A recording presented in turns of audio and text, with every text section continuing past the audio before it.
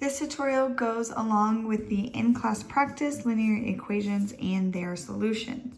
So for each problem that we have 6 problems, and then what you can't see is down below, there's 3 graphs. You have to identify the number of solutions. I don't want to know what the solution is yet. We're not there, especially with not being with you in person. I want to take it a little bit slower. And I know for some of you, this is already very overwhelming. So I just want to give you a couple pointers and a couple tips, okay?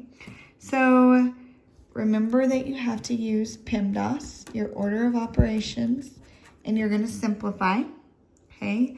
Use your notes. I just crumpled mine up, but use this set of notes, solutions cheat sheet, okay? And it will help you figure out, once you simplify it all the way, it will help you figure out what the number of solutions is, okay? So make sure you're using that.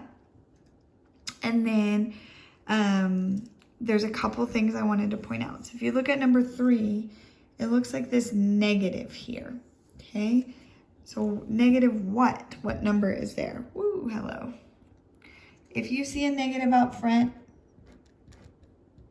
it is a negative 1. So if you want to rewrite that with a negative 1 there, that might be really helpful, okay?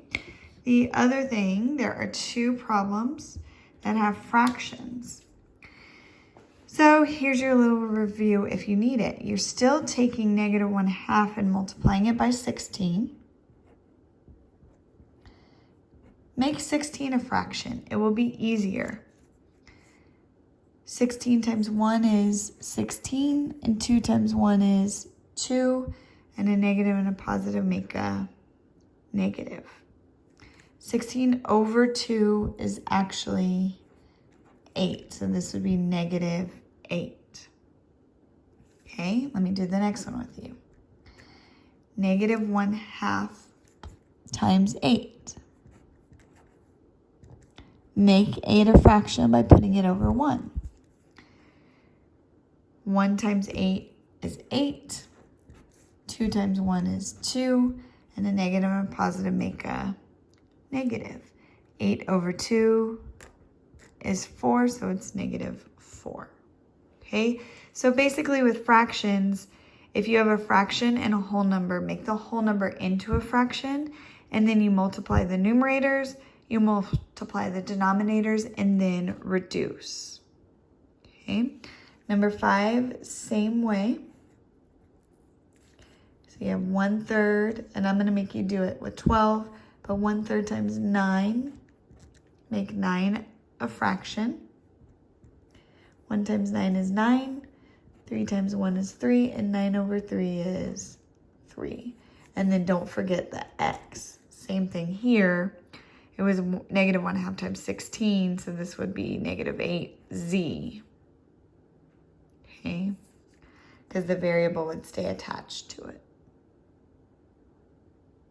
Okay, and then when you do negative 1/2 times 8, it doesn't have a variable. Same thing with 1/3 times 12.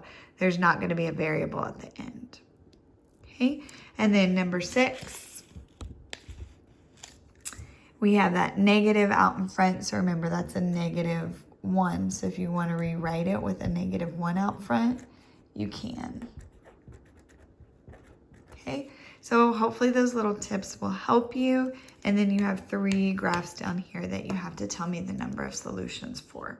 Okay, so like I said, use the cheat sheet. It will really help you.